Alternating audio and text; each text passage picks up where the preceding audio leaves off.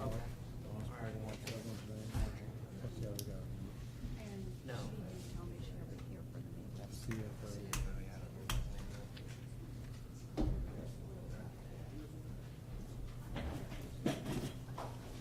I'm up here with all my crayons.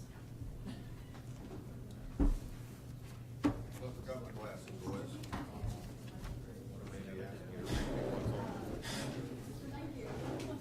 Hi, Marcus.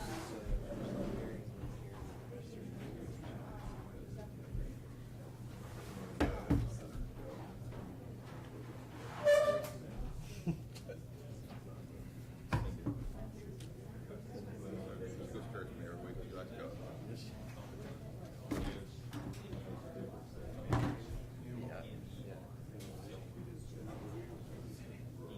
Hey, Cindy. Okay, ready. I'm sorry. Will you do the prayer? What? Will you do the prayer? You can do it. Where's the? Yeah, you can do it. No, you can do it.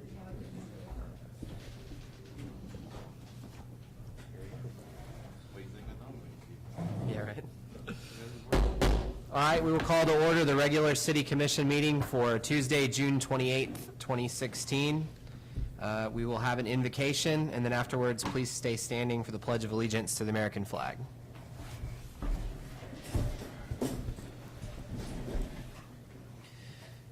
Dear Lord, we thank you for this opportunity to come together tonight and take care of the business of the city of Coffeyville. I pray that you would be with each and every one of us and give us the wisdom we need to make the decisions to help move our city forward. Bless each and every one of us as we strive to be the best citizens we can be and to be successful and helpful to each other in our community. I pray in Jesus' name, amen. I pledge allegiance to the flag of the United States of America and to the republic for which it stands, one nation, under God, indivisible, with liberty and justice for all.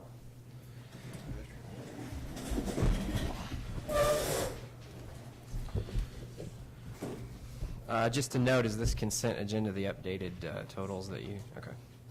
All right, we have the consent agenda, which includes the City Commission meeting minutes for Tuesday, May 14th, 2016, and the 2016 appropriation ordinance number AO1612 in the amount of $5,295,928.60. Are there any questions or changes to the consent agenda? Negative. All right, I move to approve the consent agenda as presented.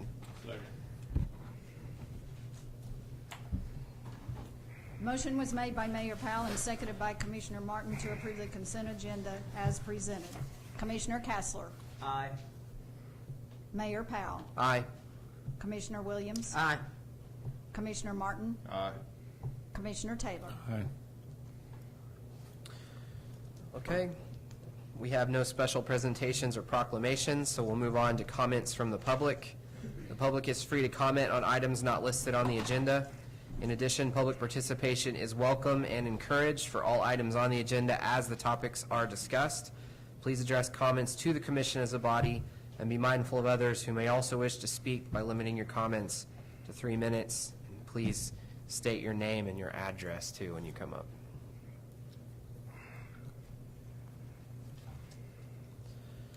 Okay.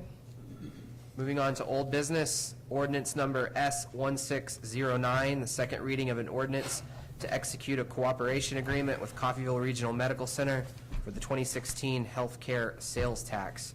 Attorney Paul Kreitz will make comments. Commissioners, as indicated at the last meeting, this ordinance will authorize the execution of a cooperation agreement between the city, the Coffeyville Regional Medical Center Board of Trustees, and the Coffeyville Regional Medical Center Board of Directors related to the levy, collection, and use of the half-cent sales tax that was passed to provide financial support to the hospital for emergency services and operations. This agreement will also be sent to the Attorney General's office for approval. As to the agreement itself, it looks very similar to the one that was made with regard to the collection and use of the current health care sales tax, and the arrangement has worked well for the participants. A few minor revisions which are supported by city staff and CRMC staff are those set out in Article 5 of the agreement, Specifically, the agreement calls for CRMC to submit to the city by no later than January 1st of each year the hospital's operations budget and capital budgets. In addition, CRMC will provide a copy of minutes of the meetings of the Board of Trustees and Board of Directors on a monthly basis. The agreement obligates the hospital to submit its annual audit report for the previous fiscal year by August 1st of each year, and the hospital will also provide a copy of its 990 report, which is an IRS form for the previous fiscal year. Staff believes that these additions will facilitate even better communications and understandings between the city and the CRMC, and staff recommends approval of the cooperation agreement.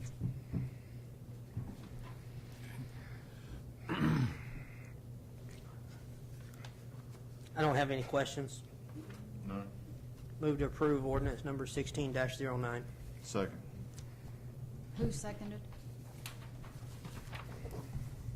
Motion was made by Commissioner Williams and seconded by Commissioner Martin to approve ordinance number S-16-09 for adoption. Mayor Powell. Aye. Commissioner Taylor. Aye. Commissioner Martin. Aye. Commissioner Williams. Aye. Commissioner Castler. Aye. All right, moving to new business, we have discussion and action to appoint one person to the Senior Citizens Activity Center Board, serving to June 1st, 2018, with the applicant being Nancy Nipper. City Clerk Cindy Price will make comments. Mayor and Commissioners, this is for a term to June 1st, 2018. Nancy is here, and she can make comments or answer any questions that you have. Once we make an appointment, this will fill this board. Nancy, would you like to step up to the podium? Good evening, Nancy. I retired at the end of April from Ford County Mental Health, and my father has been very active in the senior center and the AARP, and he's in pretty serious health. And he and some of the other members have been asking me, pushing me to apply for this position. And I said, I will do this. I would like to give back to the community that's raised me and given me a good life. So I hope you consider my application. Okay. Excellent. Any questions for Nancy? Thank you for applying. Yes. We appreciate the, or at least I appreciate the effort and the time that you're willing to spend to help your community, and I appreciate that. I don't have any questions, and I move to approve Nancy Nipper for the Senior Citizens Advisory Board. Second. Thank you. Thank you, Nancy. Motion was made by Commissioner Williams and seconded by Commissioner Castler to appoint Nancy Nipper to the Senior Citizen Activities Center Board, serving to June 1, 2018. Commissioner Castler. Aye. Commissioner Martin. Aye. Commissioner Williams. Aye. Commissioner Taylor. Aye. Mayor Powell. Aye. All right, discussion and action to appoint two people to the Montgomery County Juvenile Community Corrections Board, serving to June 30th, 2019. City Clerk Cindy Price will make comments. Mayor and Commissioners, this is a board that is established by state statutes. I included a copy of the statute in with the agenda, and it's actually under the operation of the county.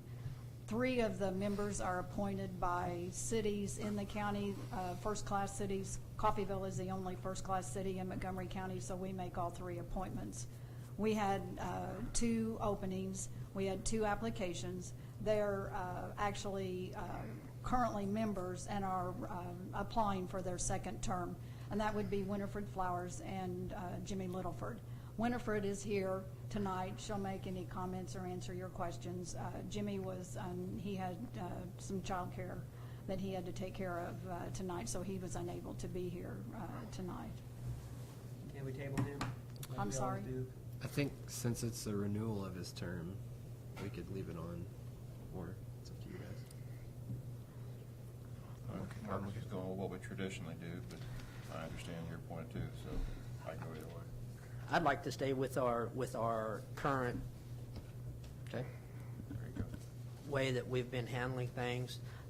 It is, I know it's a reappointment, but I think that it's important that we have dialogue with the people that we are appointing, and just because I know these folks doesn't mean the rest of the people on the panel who have been here a short time. He understands that, and Right. he will be here at the next meeting. Okay. Table his position anyway. I'm sorry? Want to just table his position?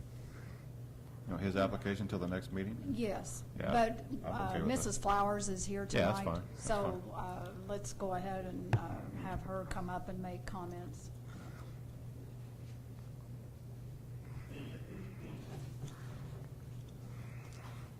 Good evening.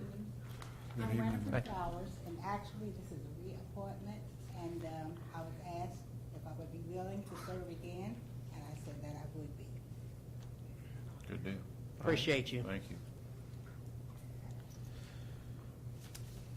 All right, I will move to appoint Winifred Flowers to a new 3-year term on the Senior Citizens Activity Center Board. Second. Motion was made by Mayor Powell and seconded by Commissioner Martin to appoint Winifred Flowers to a new 3-year term on the Senior Citizen Activity Board serving to June 30th, 2019. Mayor Powell, Aye. Commissioner Martin, Aye. Commissioner Kessler, Aye. Commissioner Taylor, Aye. Commissioner Williams. Aye. Thank you. Thank you, Thank you. Winifred. All right, resolution number R1678, a resolution to execute an agreement with Retail Strategies for retail recruitment and retention services. Assistant to the City Manager, Tricia Purdun, will make comments. Good evening, Mayor and Commissioners. We've talked about this a few times, and you sent us back, staff, to do more research, to really vet other companies, to find out more about services that were offered from other companies around the United States for retail recruitment, data analytics, and basically just determining our trade area and assisting us in retail recruitment. Since engaging in retail recruitment in the past year, we've really been unable to convey the critical market data to retailers that we've approached. At ICSC conferences, we go to about 3 a year, just due to the lack of ability to gather accurate sales data and consumer purchase data that's specific to our trade area. A lot of retailers are based in metropolitan communities, and a rural community has a very different trade area than a metropolitan area, and that message is challenging to convey without proper consumer analytics. This basically means your credit card data, your location data that your cell phone provides. These companies can access that data that we're unable to and tell us, pinpoint exactly where everyone is shopping that's coming to Coffeyville and where our Coffeyville residents are going to shop. So they know exactly what companies our citizens are shopping at and what companies residents or visitors are coming to Coffeyville to shop for, so we can better target our market. We interviewed about 5 other companies, Kendall Francis and myself did, across the country. The reason we are presenting Retail Strategies to you today is the one critical factor that we found over the others is the fact that they have several divisions in their company, one of which is retail or real estate transactions. They have a whole department that identifies site selection and can identify specific real estate that would be ideal for specific realtors, which none of the other companies really had that kind of expertise from what we could understand. We thought this would be especially critical for the East Coffeyville redevelopment area, as it's a very large parcel of land, about 250 acres, that we definitely need some assistance in identifying how that could be laid out and where everything should go so that we don't waste land, we don't waste taxpayer resources and time in identifying property. We have really made some progress on a few retailers. Specifically, we are dealing with one retailer that we've been really trying to attract, that citizens have responded that they really want, but they refuse to come to Coffeyville without further leakage and analytic data. they have said that this information from these companies would be very important and maybe help make our case. We've worked with the developer, they've also said that. So that's one of the things that we wanted to present to you. I did go ahead and call references on retail strategies. Liberal, Kansas has hired them, and Carthage, Missouri have both hired retail strategies. They've used them for over 2 years. They are both interested in renewing for a third year and possibly future years. Both of them are similar, a little larger than Coffeyville, but similar demographics, similar workforce. So it was a nice similarity that we were able to compare the two. They both had very good favorable reports, as you can see in your packet. I am open for any questions. One more thing. One thing that did change, I wanted to make sure, some commissioners requested that Retail Strategies not contract with any other communities in Montgomery County. They have assured me that they'll add that as an addendum to the contract. So the people, the other cities that you reached out to, specifically when asking for referrals, you said that they're going to engage them another year and they're happy, but did they give you specifics as far as the results that they've achieved? Yes. And this was different. You know, when I did the reference checks on Buxton as well, and we didn't get the responses that we did this time. Specifically in both communities, after about a full year, for 2 years prior to hiring Retail Strategies, they had been attracting about 5 or 6 specific retailers, similar to what we're doing. They knew these retailers would be a perfect fit for their communities. Their citizens really wanted them. They knew they were shopping there based on surveys they had done, but had gotten no results. And that was contacting them every single month, emails, phone calls, marketing materials, meeting with them at conference, having one-on-one sessions with them at conferences, and got nowhere for 2 years. They hired Retail Strategies. After 1 year of them working with them, they now have site visits from 2 out of those 5, and that happened in both of those communities. And they have site selectors in their town in the next 2 weeks looking at these sites for them to build something there in their town. So that was more than I had heard from any other company that we had gotten references for or checked on. Tell us about the contract, the first year, second year, third year. It's renewable each year. The first year is $40,000, and the reason why it's a little higher than the out years is because the initial data that they have to do, the full analysis of our communities, our community's demographics. The second year, we have the option to renew. We do not have to renew. It's $35,000, and again for the third year. The only reason it's a 3-year setup is to lock in the price, because over the last 10 years, their price has tended to go up about $5,000 a year. So the third year is how much? It's still $35,000. Okay. So it's a total of 110. Correct. This was quite a bit cheaper than Buxton. It is. It is considerably cheaper than Buxton. Would there be anything wrong with waiting on this until we get through budget? This is already a budgeted item, isn't it? Correct. Yeah. It is already in the budget. It was already approved in last year's budget for 2016. I had a phone call with the guy today from Retail Recruitment and spoke with him, and I mean, just my opinion on the thing, Buxton was slicing and dicing data and basically running reports, all these things, but they actually were not involved in the recruitment actively. I think it's important to point out that Retail Recruitment is an augmentation for the staff as opposed to just dumping data and saying go for it. They'll actually be involved in the outreach, which I think is important to point out. That was what was the one thing that I took away from it besides the money, was the fact that he said they would come to town. I didn't hear Buxton say they were going to come to town. Maybe I missed it. No, they never But said that. You're right. They were going to come to town, even if it's only for a short period. They're here. And I got the feeling that it's a younger, more hungry company, which is why they're 10 years from now, they may be as much as Buxton if they're successful. Yeah. And I think the communication will probably be a lot better to provide support along the way. That's just the impression I had from the talk with them.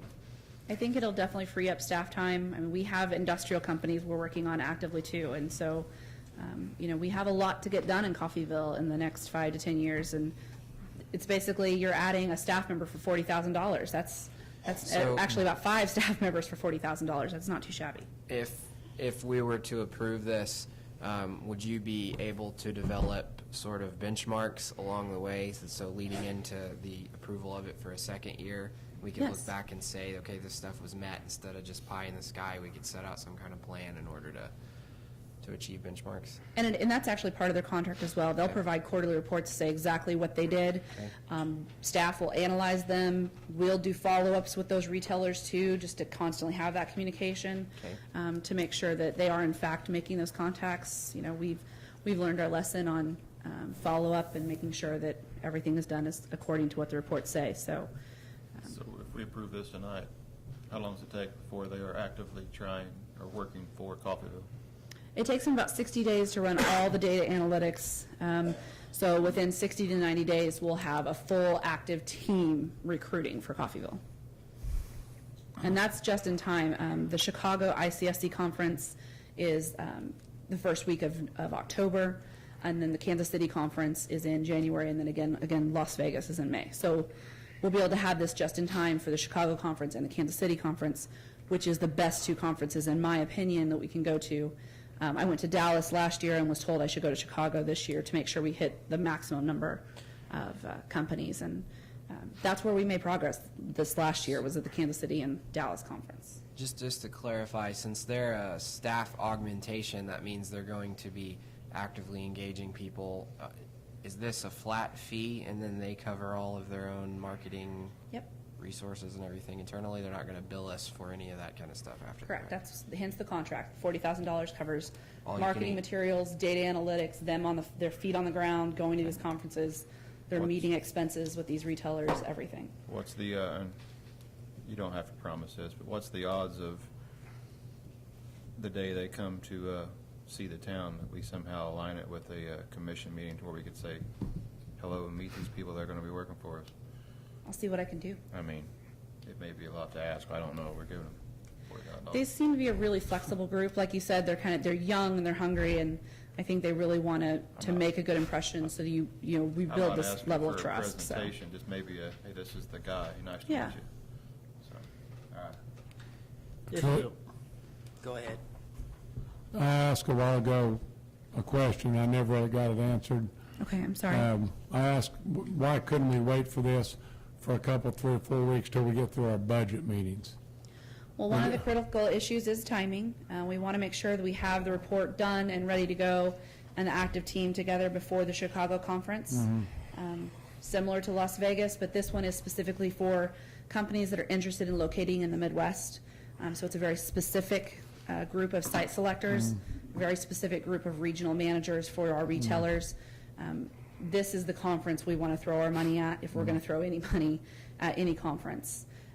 So that's why. You'd spend $40,000 or $50,000 to go to a conference. We Easy. spent a considerable Easy amount of money in booth. conferences this year attending them. So this would save me time. Kindles, I think, is still planning on going to the Chicago conference this year because we need to get acquainted with them. We need to make sure that we work as a team first, so. Try to make clear of something. This is something that's already budgeted. This is Correct. something that was discussed In budget last session year. last July. Correct. So this is something that from my understanding, has already been discussed, already been budgeted. The money's there. We just weren't comfortable with the contract with the prior organization. It is a little higher than we originally did budget, though, just to be clear. But it's not locking us into a No. long-term Absolutely not. contract. And Yeah. it is still coming out of a fund specifically targeted for. Yes, it's coming out of sales tax. It's not coming out of the one-time funds. But guys, it sounds like you guys are for this. Okay, we did meet with Skype and had a meeting, and you know, Trish, that I've struggled with this one. You know that, this commission knows it.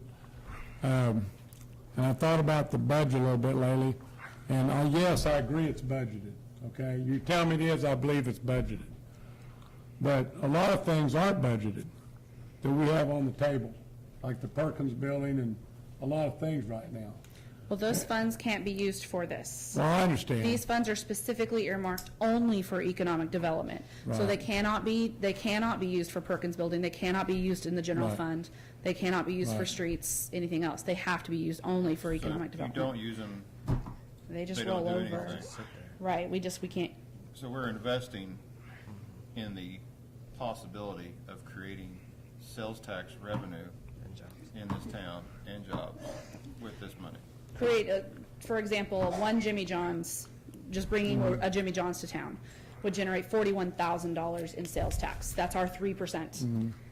So, I mean, it pays for itself pretty quickly. Well, it sounds really good. I really appreciate what you've done. I know your heart's in this thing 100%. And Kendall and everybody.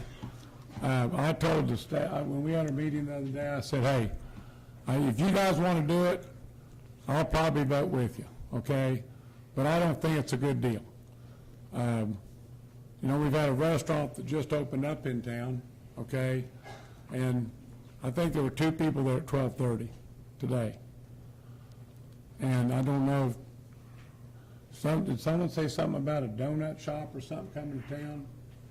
The only reason I bring it up is because when we bring in one restaurant, it hurts another one. And I was just down at a local restaurant a while ago having dinner, and there was 2 people in there, and then a few more came in, but I just really struggle with spending the money. I guess we can cancel it a year at $40,000, but I just really struggle with it as a conservative. Well, to respond to your comments, I would say that one of the things that we also really liked about this company is that it's not just to recruit, but they can provide specific marketing information. So our new Italian restaurant, they can identify why they're struggling, where customers are coming from, and we can provide them targeted data that says, here, this is where you need to be spending your marketing dollars. Here's the, what we're learning about the people who are coming to your restaurant or not coming to your restaurant, why they're going elsewhere. And then they can improve their business to increase their sales. And usually what happens with destinations is you have one restaurant, oh, look, they're very busy, I'll go to the restaurant next door. And it does tend to help other restaurants and retailers when they cluster like that. I've had the as I own a small business. I'm not going to pitch it here, but later on, if you want to, you can. I don't necessarily agree. I think competition's good, and for that reason, I support this. So, Well, I don't- I'll say that I'm going to probably vote with you guys. I'd rather not, but I will. I'm going to try it one time. Marcus, you got anything to say? The difference is they're not the people who they're attracting are franchises. They're not mom and pop. I don't know who runs it. I don't know why they're having problems, but sometimes it's just managerial. It's different things, the reason they're not getting people. I'm not going to point fingers or anything, but I know there have been places who have not had good managerial and they've lost their business. It's not because we don't have the people wanting to go. It's because the way they're ran, they're not open up the right hours, they're not something, Yeah, you did. But this is major people that they have connections with. I'm not going to name any, I'm not going to say they're coming or not, but if a Denny's wants to come here, they work with Denny's, they don't work with mom and pop. Well, Wendy's left. It was a big one. Wendy's left for a reason. Well, sure they leave. They're big money, cost a lot of money, but let's vote on it, okay? I make a motion to move to executive session for attorney-client privilege immediately. Second. For how long? How long, Chris? 5 Mo- minutes. Motion was made by Commissioner Williams and seconded by Commissioner Martin to recess to executive session for attorney-client privilege to reconvene on or before 7:05. Yes. All in favor? Aye.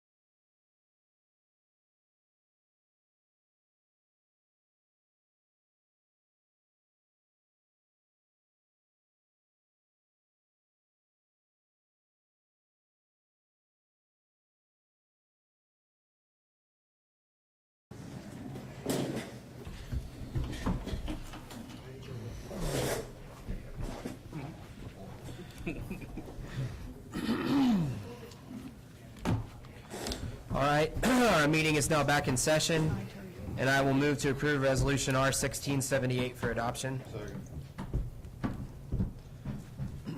Motion was made by Mayor Powell and seconded by Commissioner Martin to approve resolution number R-16-78 for adoption. Commissioner Williams. Aye. Commissioner Taylor. Aye. Commissioner Martin. Commissioner Castler. Aye. Mayor Powell. Aye. Can I add one more thing to that whole thing? Is I appreciate what you said about getting some data back at the end of 1 year, because I definitely wouldn't want to vote for it if we're not seeing results. Yeah, I think And I know sometimes it takes a couple years to get results on an investment, 3 years on the first 40,000. The- But I just want to say it, Yep. you know, The point of using big data companies like this is to get actionable information, so that's okay, reasonable. okay, I just wanted to mention it. Okay. Resolution R 1679, a resolution to execute an agreement with Mill Valley Construction to remove and replace exterior windows in the municipal building. Architect Dennis Jacobs will make comments. Good evening, Mayor and Commissioners. This is the next in the list of projects for the improvements to the city buildings that we started some years ago. This project is for, as was stated, the removal, demolition, and replacement of the exterior windows for the municipal building. The project has been extended due to various approvals that we've been trying to acquire. The documents went out to bidders in late January. We received bids February 19th. We did a bid review and looked at the low bidder since he was from out of town. We prepared the contract for April 1st and documented that contract. We did receive bonds with the contract and reviewed those on May 10th. The performance bonds, Dennis? Yes, performance Okay. bond and statutory payment bond. Okay. Both for 100% of the contract value. We then submitted the documents to the State Historic Preservation Office for review. They looked at the documents, requested some additional drawing to be done, which we prepared in-house and sent to them. We then had a meeting with the State Historic Preservation Office on June the 10th. Kendall and I went to their office and discussed the requirements that they would need for the window package as well as the balance of the remodeling packages. They requested some additional drawing information to be submitted, which we have sent to them since then. We have the contract approved and tentative approval by the State Historic Preservation Office as being eligible for the overall project tax credits. Okay, Dennis, can you tell us about the windows? Where Sure. they're made and quality and so on and so forth? One of the problems that we've had is that the windows that were put in 1990 and 1992 as replacement windows for the original 1929 windows were a light-duty window. The original windows were divided into 4 sections. The replacement windows were single-hung 2-section windows. The actual And gauge... they're in it now? They're the They're in ones it that are in now. it now, right, okay. They're lighter gauge and were really not up to the task for the size that the openings are. Most of the openings are 4 feet by 7 or 7.5 feet tall. The new windows will be in the same configuration as the original windows. The original windows in the building had a pair of casement windows at the top, and the bottom 16 or 18 inches was a hopper window that opened out. And in wanting to keep with the original appearance of the building from a historic standpoint, the windows that we're going back with will have that same sight line from the street. They will be 2 casement windows. They won't operate, however, because now we have air conditioning. We don't need all of that open ventilation. And then they will be above the same style hopper, and that section will open, so that on temperate days, we don't need to be running the air conditioner or the furnace. We can open windows and get ventilation that way. We're doing research. I just met with the contractor this afternoon at the site. We are doing research on what the original color of the 1929 windows was. There are still some small pieces of the original windows in place on certain areas, and so we're looking to see that we can go back and not match dead on, but at least resemble the original appearance of the building when it was first constructed. The low bidder is Mill Valley Construction. They're from Shawnee Mission, Kansas. We had 6 bidders, 2 local, Mill Valley, who is also from Kansas. We had 1 from Oklahoma, 1 from Missouri, and 1 from Texas. And as you can see by the range of prices, the low bidder was a very competitive and fair bid, was barely 5% above the next low bidder, but was between 1/3 and 1/4 of the cost of the high bidder. In fact, the high bidder was double the price of the next high bidder. So there's quite a broad range, but if you throw the top bid out, they were very competitive, from $323,000 to $499,000.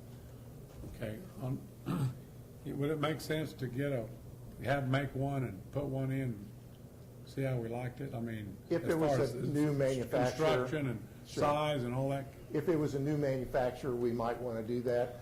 The company is in Fort Scott. It's a Southeast Kansas company. They've been doing historic replacement windows, and I included in your bid, in your staff packet, some photographs of historic buildings that the Wind Vent, who's the manufacturer, that they have installed in other historic buildings throughout the Midwest.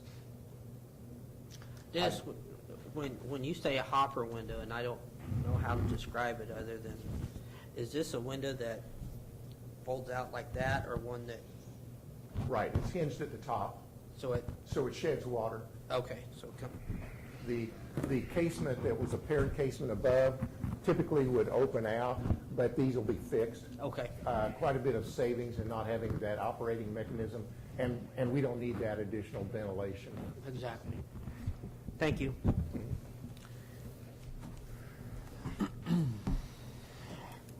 Do we have a timeline, time frame as to when they're Yes, ready to? it's written into the contract that we have a listed number of calendar days once he receives a notice to proceed.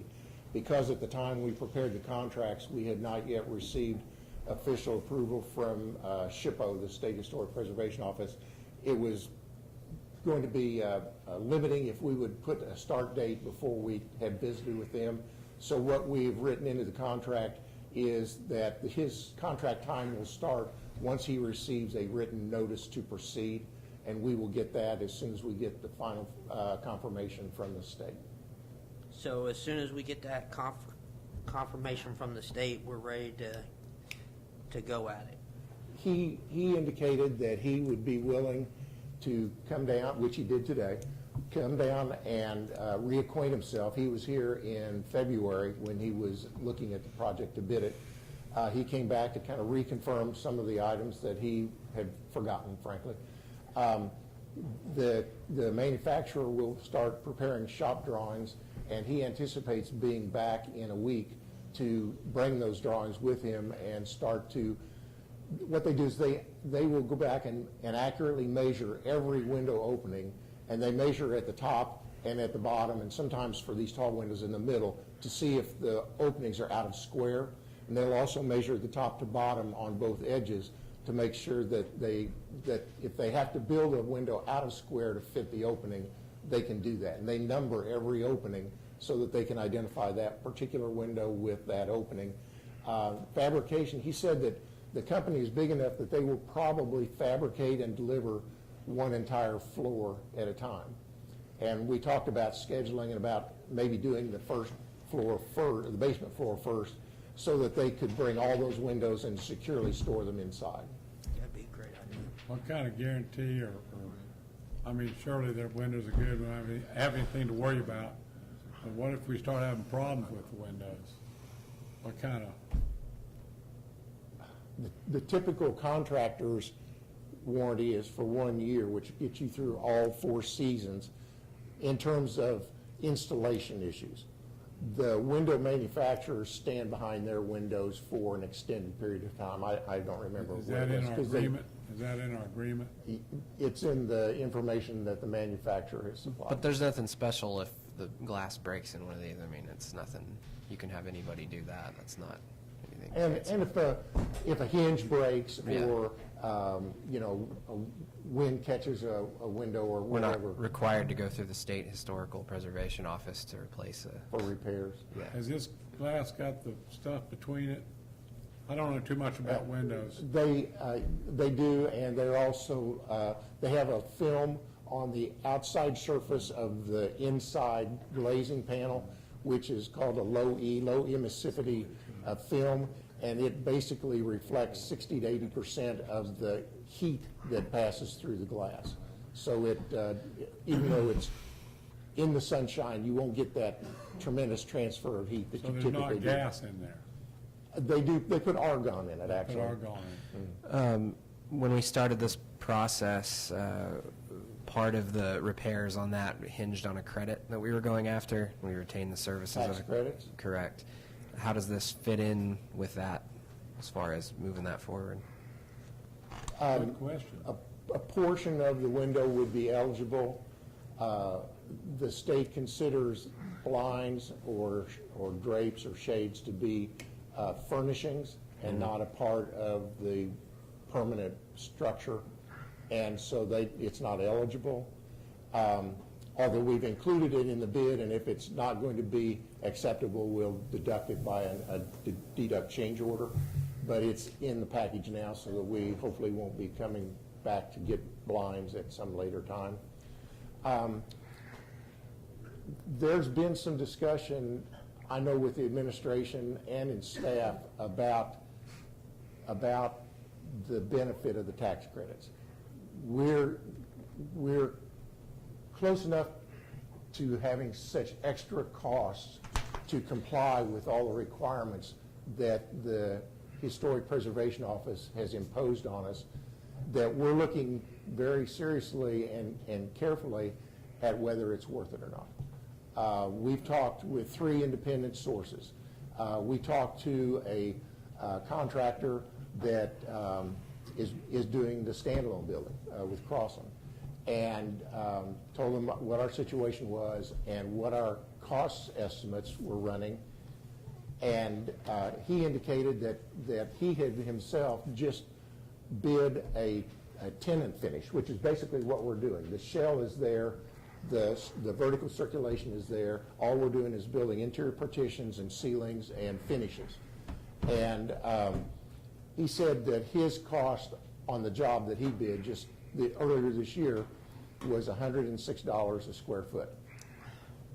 We then went to our consultants who are working on this project with us and asked them to touch their contractors and any contacts that they had in the business and get us an independent price of what they thought everything except the finishes and ceilings would cost. And they came back with about $50 a square foot. We still need to do the finishes, the doors and the hardware and the ceilings and the lights, and no, the lights were included in that 50. So that gave us maybe another reason to look. So then we went to a third independent person and asked them the same questions, and they came back and said, if you spend between $100 and $125 a square foot for tenant finish, you would probably be well covered. He said, if you're spending more than $125 a square foot, then you have some really elaborate finishes in the construction. Right now, we had budgeted, the presentation that Kendall gave to you had a budget of right at $3 million for everything going through the tax credit route. we're looking at the cost numbers we're getting back, we're looking at somewhere between $1.8 million to $2.2 million to do it just like this building, with drop ceilings, fluorescent lights, painted walls, at $1.8 million to $2.2 million. Well, if we get $550,000 in tax credits, less the discount for having someone to broker to sell them for us, less the discount that the buyer will pay for them, because that's the benefit to them, is buying that face value at a discount, then we're looking at maybe $500,000 as our tax credit amount, maybe. And if you add that to $1.8 million to $2.2 million, you don't get to the $3 million. So it's, you wonder whether it's worth it to us. If we couldn't build it more efficiently and not use taxpayers' money that we could more effectively use on the rest of the projects, if we did. And that's a decision that we're wrestling with right now, frankly, because we don't want to spend money we don't have to, and yet we understand where the State Historical Society is coming from. And in fact, in our meeting up there, they said what their goal would be to stand in the middle of the lobby and look and see exactly what someone would have looked and seen in 1929. And that's a reasonable goal if that's your slant. But for a working office building, it's difficult to get by with incandescent light bulbs, and you know how dark the lobby is in there, and that was even with some remodeling fluorescents that they put in back in the 70s. So it's an issue that we're wrestling with right now. And not, to my knowledge, we haven't really, I haven't talked to Kendall about it since we had our meeting, but. So to meet their tax credit, they need to see 1920 when they stand in the lobby. We can't even really achieve that, can we? Well, yeah, I didn't want to get into the details of all this, but. I know what you're saying. But It's okay. an example would be, if we've taken some doors out that were not 1929 doors and left a gap in the marble, the Historical Society personnel have said, even though we have marble from the same lobby, from the same quarry, put in original to the construction, they would not allow us to put that marble back in that opening. They want to see sheetrock on studs in that opening so that when they stand in the lobby, they can say, aha, that's not original. Even though it would be original marble relocated in the same lobby. And the other example that they brought up was if there's a doorway that originally was in the lobby that went into an office, and because of the plan configuration, that door is going into something else that isn't appropriate. We're not allowed to take that marble and put it in that doorway. They want to see the door frame there. They want to see the original door put back on that frame. They want to see the glass, because that door had glass on it, painted black or dark gray so you can't see through it, and then you can build your wall behind it. But and the question Kendall and I brought up is, well, what if one of the citizens in town comes to City Hall after the remodeling and goes to open this door and they can't open the door? And they said, that's not an issue. Normally what they ask is that you take the doorknob off. So now we've got a lobby with a door in it that doesn't go anywhere, that's painted glass, that has sheetrock wall behind it, and is missing a doorknob, and the door is screwed shut, so you can't use it. Sounds like a lot of minutia. But in their defense, when you stand in the lobby and look down that hallway, you'll see that original door opening, an original frame, and original door. So it would be just like it was in 1929, except in 1929 it went into an office, and now it doesn't have a doorknob and is screwed to the frame. We spend all this extra money to get a tax credit, ends up being about a wash probably. That's what we're looking Could at. end up at, yeah. That's what we're looking It at. sounds like. Well, we've heard this story. If you've talked about old buildings, you've heard this story many, many times.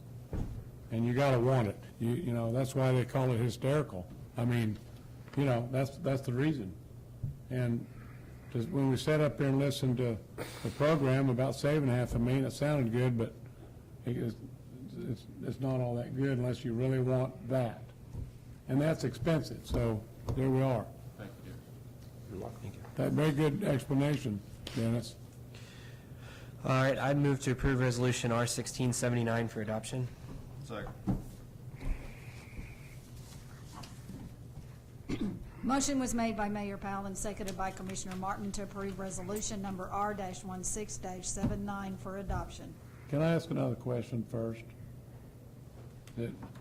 I know you've done a lot of work on this, and we might be getting ready to sound like to abandon the historical credits. What could we got these windows for without doing all that but the windows? How much would we have saved? Without changing the windows out? No, we got to change the windows. Okay. But if we'd not used the right windows for the Historical Society. Oh, we'd use the same window regardless. Oh, we are? Okay. Okay, I just wondered. It was the right thing to do because Okay. it would have that original look to the I building. got you. Okay, got you. Thank you. Commissioner Martin. Aye. Commissioner Castler. Aye. Commissioner Williams. Aye. Commissioner Taylor. Aye. Mayor Powell. Aye. Thank you. Thank you, Dennis. Dennis. Resolution R-1680, a resolution to execute a construction agreement with Donaldson Construction for street surface sealing. Engineering Superintendent Thomas Osborne will make comments. Good evening, Mayor and Commissioners. Tonight, I bring before you the 2016 surface seal. This would be the fourth year that we would contract with Donaldson Construction to do the surface seal. This is the product. It's a 1/4 inch thick that we've been putting on. If we include this year, we've got about 450 blocks total. If you include the 118 blocks this year that we've used this surface seal product on. It looks good. It's black. It's what everybody wants. Is that the stuff that's on Ohio on the west side of the school? Yes.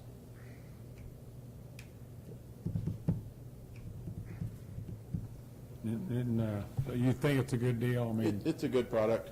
It adheres to the street, seals our streets up, takes care of a lot of the alligator cracking streets. It's the only product that we found that can actually take an alligator street and make it really a smooth ride again. this is the same product where the guy came over from Springfield. Yes. Yep, they're out of Clever, Missouri, just south of Springfield. It's a patented product, and we've included the sole source request letter again in the packet as well. Any other questions? No questions. I move to approve Resolution R-1680 for adoption. I'll second it. Motion was made by Mayor Powell and seconded by Commissioner Taylor to approve resolution number R-16-80 for adoption. Commissioner Castler. Aye. Commissioner Martin. Aye. Commissioner Taylor. Aye. Commissioner Williams. Aye. Mayor Powell. Aye. Thank you. Thank you, Thomas. All right, Resolution R-1681, a resolution to execute change order number 3, mechanical installation for the electric utility. Deputy Director Mike Shook will make comments. Good evening, Mr. Mayor, Commissioners. As you indicated, this is to authorize a change order to the mechanical installation contract for the new generation project. This change order represents some engineering and design changes, which include increases to some valve sizes, some stainless steel hoses, some additional piping, and a deductive change order for some compressor duct that was removed from 8760's mechanical contract and moved over to the pre-engineered metal building contract. And we had discussed that in an earlier change order. Based on the review, staff recommends the approval and authorization of change order number 3 of mechanical installation to 8760 Service Group in the amount of $24,844.36. and I'd be happy to try to answer any questions that you may have. With this change order, we're still under budget, right? We are. Actually, I requested some additional information, and we're still currently under 2% of total contract values for all the contracts. That's electrical and mechanical, all the vendor contracts, equipment contracts, we're still under 2%, sitting at about 1.75 currently percent. So that number grows, that number keeps growing because 2% of the end or 2% of where we are now? We're 1.75% above what you approved For the the budget. total contracts. Total contract, Yes, sir. okay. Not work performed and billed as of today, I got you. Correct. Not total budget either. We still have some reserves in the budget and some contingency funds that are set aside just for such items. Okay. Now, what's this one for in a nutshell?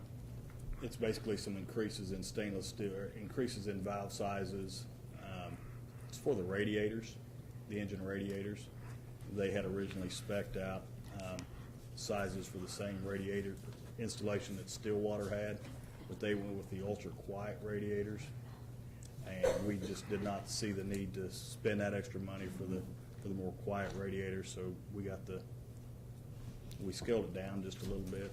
You mean in the original bid, you scaled down? Yes.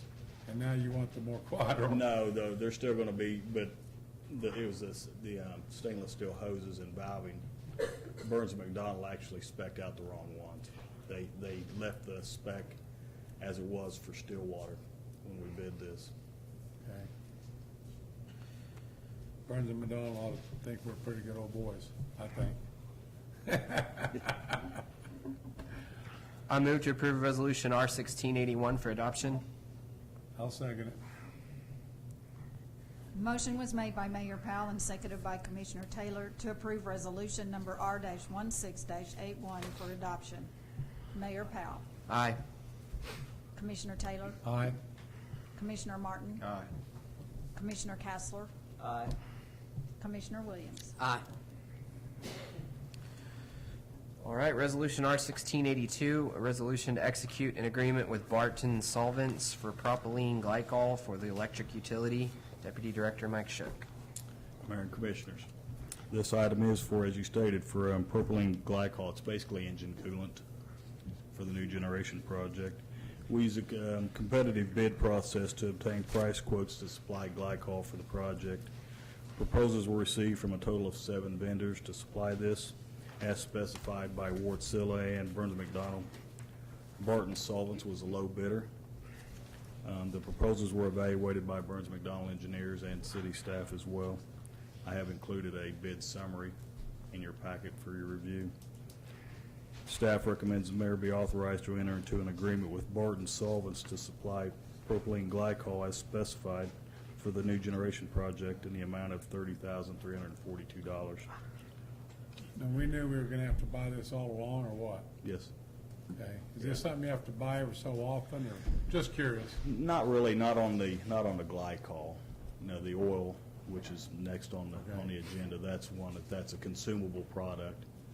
This is 5,500 gallons of antifreeze, basically. Essentially, press down. Basically, yes. Just go down to O'Reilly's, pick up a gallon. A gallon at a time, we could do it. 5,500. 5,500 gallons. Okay. Jim probably hauled out there for you. Any questions? Go ahead. I'll make a motion to approve resolution R-16-82. Second. Motion was made by Commissioner Taylor and seconded by Mayor Powell to approve resolution number R-16-82 for adoption. Commissioner Williams. Aye. Commissioner Castler. Aye. Mayor Powell. Aye. Commissioner Taylor. Aye. Commissioner Martin. All right, Resolution R-1683, a resolution to execute an agreement with Chandler Oil for lubricating oil for the electric utility. Mayor and Commissioners, again, we use a competitive bid process to obtain price quotes to supply 18,750 gallons of lubricating oil for the 3 generators at the new generation project. On this item, we also received bids from 7 vendors to supply oil as specified by Wardsilla. Chandler Oil out of Chanute, Kansas was the low bidder.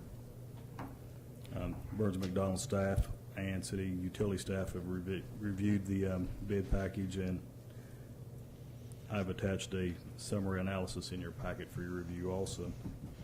Staff recommends the mayor be authorized to enter into an agreement with Chandler Oil to supply lubricating oil as specified for the new generation project in the amount of $93,095.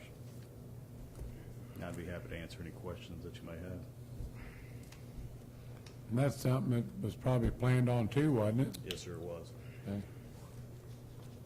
As All I, righty. as I mentioned, this item here, the oil is a consumable item, so we will, depending on the amount of runtime, amount of dispatch time, we'll actually be establishing a partnership with Chandler Oil, because once you use a certain oil, you've got to maintain that oil, and you will use some throughout the year depending on the amount of runtime. So we'll be purchasing oil annually for the units. Does Wattsilla recommend what oil to use, or? They have a list of approved oils, and the qualified bidders, they had to meet those. It had to be the approved oils. Okay. I move to approve Resolution R-1683 for adoption. Second. Motion was made by Mayor Powell and seconded by Commissioner Taylor to approve resolution number R-16-83 for adoption. Commissioner Castler. Aye. Commissioner Williams. Aye. Commissioner Martin. Mayor Powell. Aye. Commissioner Taylor. Aye. Thank you. All right, before our Thanks, Mike. discussion on the CMRMC Board of Trustees, we are going to take a 10-minute break, so we'll reconvene at 7:45.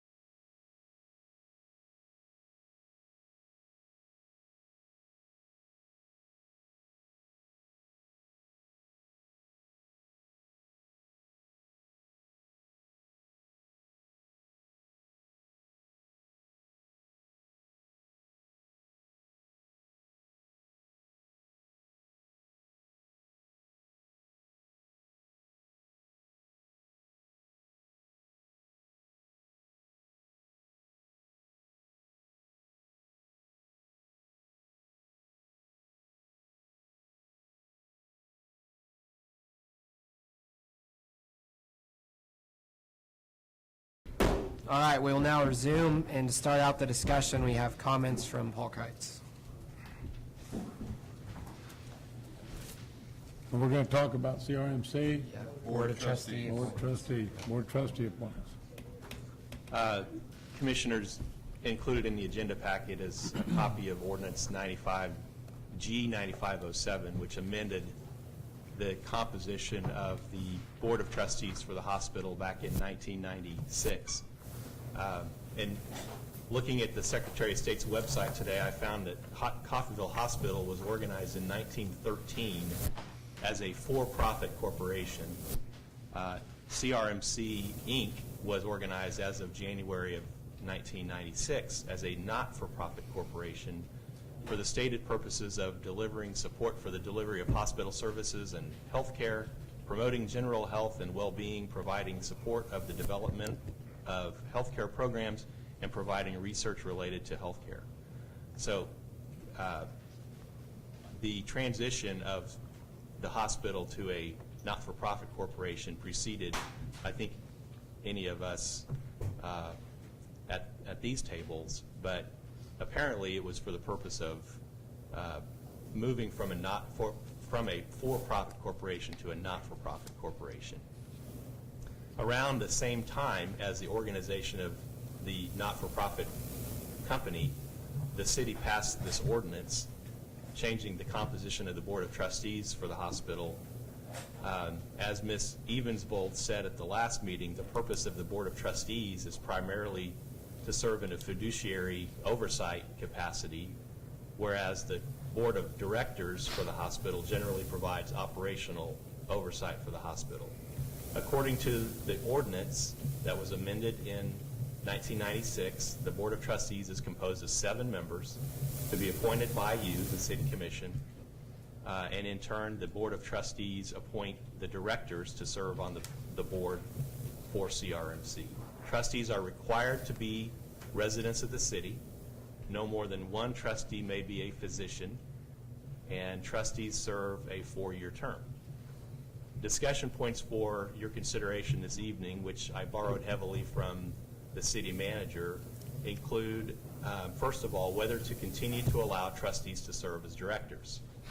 Currently, there are 4 trustees who serve in both capacities. In the opinion of the city manager, that may not be the best practice.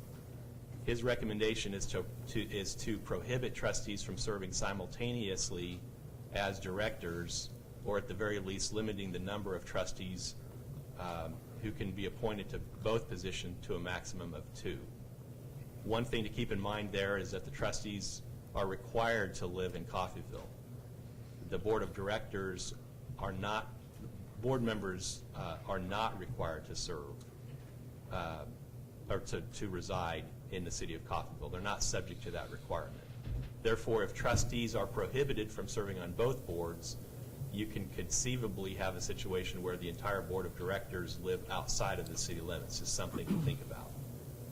Secondly, whether to have a city commission or staff representation on the Board of Trustees, perhaps in an ex officio capacity.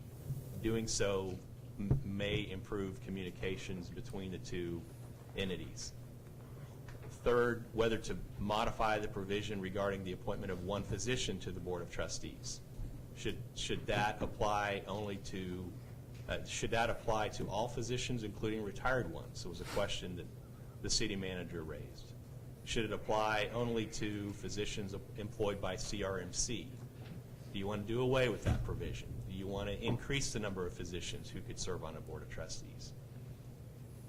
Fourth, how to implement any changes to the ordinance. If you do choose to enact changes, my suggestion would be to make them prospective so that they come into effect as current terms expire or as vacancies occur. And then finally, you have a vacancy now, and if changes are made, the city manager was wondering if you want to consider reopening the application process or consider only the applicants that filed by the original deadline.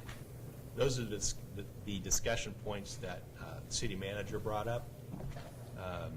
You may have your own, but hopefully that'll get you started. How many people are on the 7-member Board of Trustees appoint the Board of Directors? How many people are on the Board of Directors? 7, 7. is my understanding. Am I correct?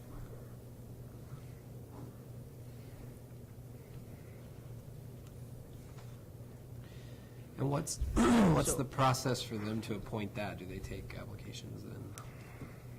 I cannot speak to that, but there are representatives of the hospital here, and I'm sure one of them probably can. Ms. Evensvold is here. She may know. The Board of Trustees, what is their process to then appoint the Board of Directors? Do they have open applications, or how does that process work? It's through, basically a nomination process, kind of like, and then the members vote. So you can, so if you're on the, What? so if you're on the Board of Trustees, you can nominate anyone you wish to be on the Board of Directors? Come to the mic, I can't. Yeah. I can't. Could you come hardly- up to the mic, please? Or And Mark- whoever Mark- you would like yeah. to speak. Yeah, this is CEO Mark Oakley. Evening, everybody. Hi, Mark. I think to answer your question, it's really good governance practice to have a board subcommittee. Mark, can you get that mic a little closer?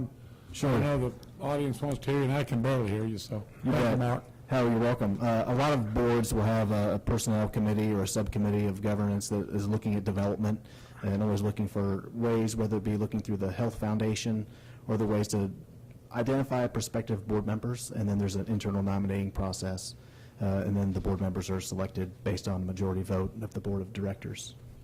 And I guess I would just maybe segue a little bit. I think a wise guy once said, seeking to understand is always helpful before trying to be understood. So if there are concerns or questions regarding the governance of the hospital, maybe just to allow you guys some time so I can understand, and our trustees, if there are some concerns or issues you'd like us to address. Okay. So it was June 22nd that the openings closed. Let's talk about that for just a second. We'll bounce around here a little bit.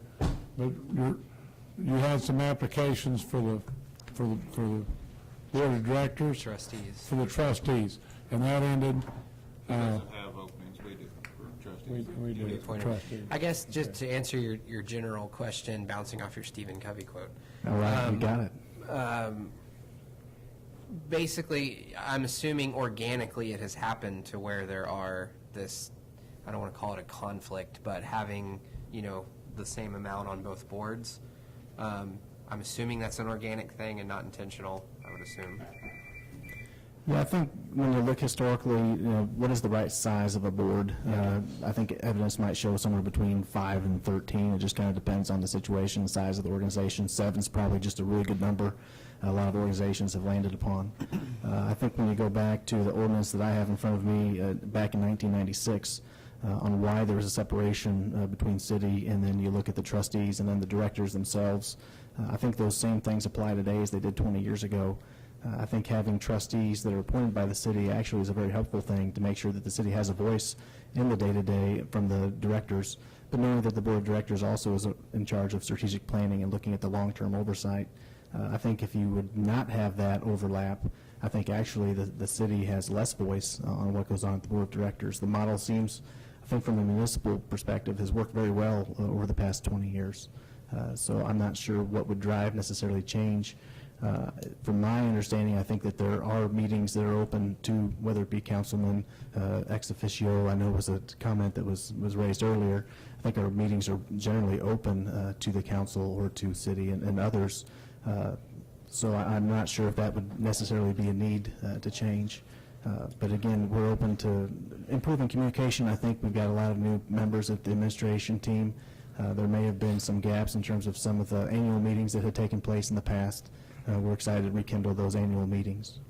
So if you have a board of directors that's appointed by the board of trustees and a board of trustees that's appointed by the board of commissioners, and they're all the same people, 4 of them are all the same people, doesn't that give you kind of a double majority on the Board of Trustees and the Board of Directors? Isn't that kind of a, I mean, you have no voice. Your negative voice is always going to be in the minority because they're of the same board. They're the same people. Is the balance of oversight preserved, I guess, is what the Is discussion it kind is. of like having a seat on the Senate and on the Congress? It'd be like having 25 senators being 25 congressmen. Oh, You see what I'm saying? right. I think it helps preserve, and maybe, again, knowing that this was designed before our time, I think part of the intent was to help preserve continuity and discussion, knowing that some of the issues that are taking place are making sure the communication is effective. If you have 7 people that are appointed by the city and then 7 other people that they appoint that are new, I mean, I'm not so sure that's a helpful model.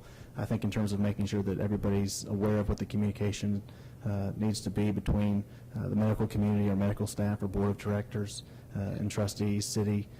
I think at the end of the day, the model has proven very effective here in Coffeyville. You look at a lot of communities, I think that you can see we've preserved a very strong healthcare system in Coffeyville when there's others across the country that would probably love to have a situation like we do here. You don't have to look very far. For example, Labette Health has just announced that they have a governance committee that is now Southeast Regional Kansas, where they are appointing 9 board of directors. For this region, they'll appoint 3 from Labette County and 6 from Montgomery County. So I think the model is designed here, as I understand it, in Coffeyville, was to make sure that we're not just focused solely on Coffeyville, because the community does need to recognize that we all need to grow and look beyond just the city borders if we're going to be a successful organization moving forward. So there may have been some limitations maybe back in '96 that were identified to say we have to make sure we have representation beyond just the city, but make sure the city still has a strong voice in the decisions that are made at the hospital.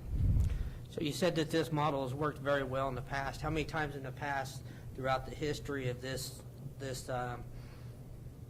ordinance has there been 5 people or 4 people on the Board of Trustees and 4 people on the Board of Directors that are the same people? Yeah, I couldn't answer that tonight. Can you get that answer for us? We can certainly look in the archives and see what the different memberships, the different tenures were. I know there's been a lot of transition and change, but certainly we can look into the records and see what we can find.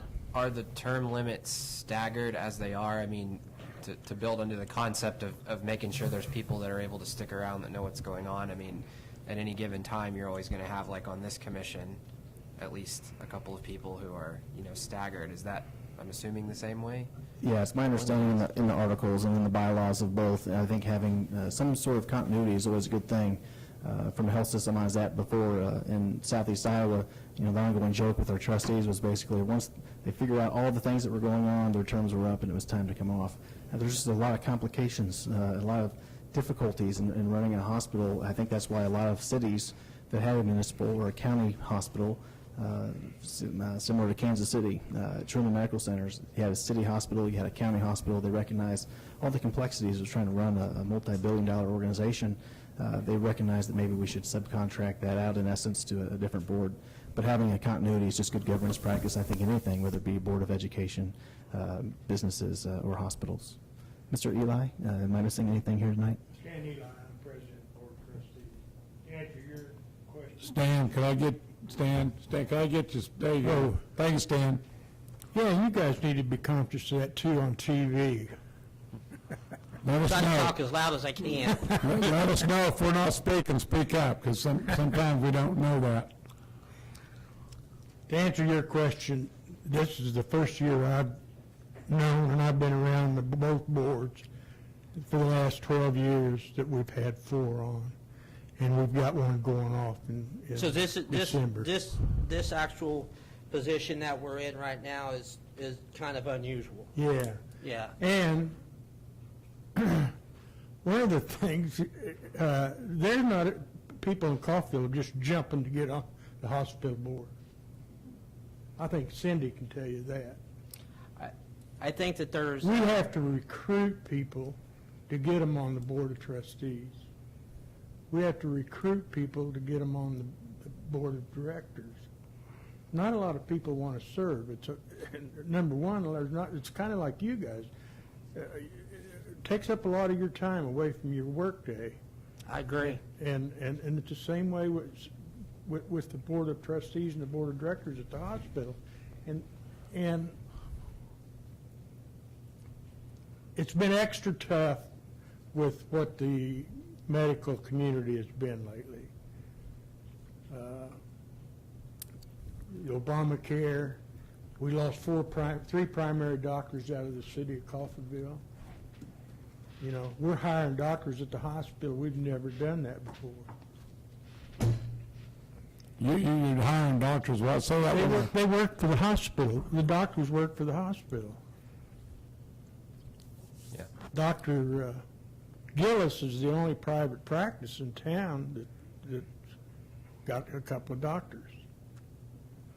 So things have been kind of tough lately. And we've been particularly, well, I'll just say who we go after.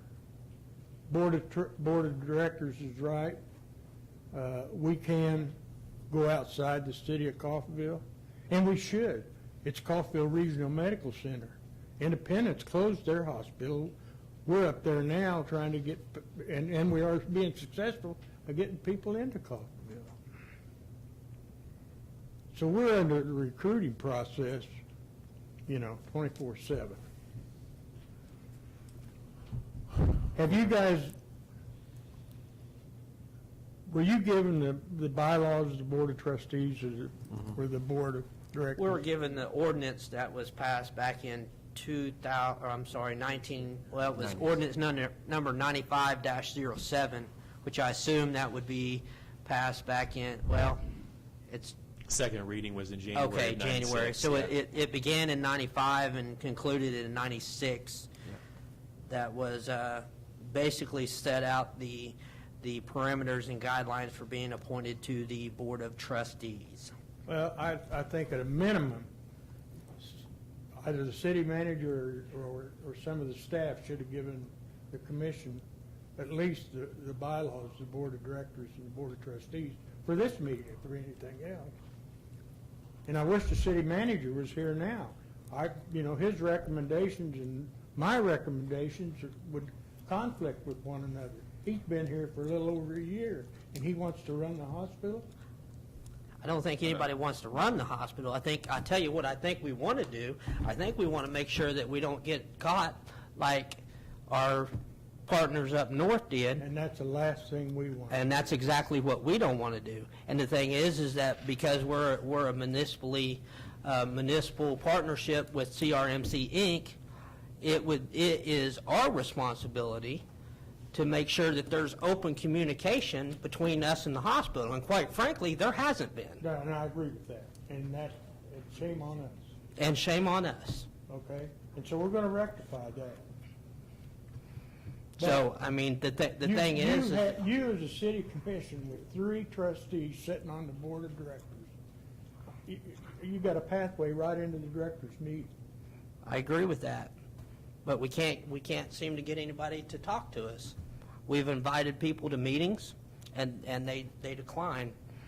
We've invited people to come here and speak to us and tell us what's going on, and they decline. That, correct me if I'm wrong, Chris, that was during the sales tax ballot issue. That was part of it. And there had been some history there that didn't go well.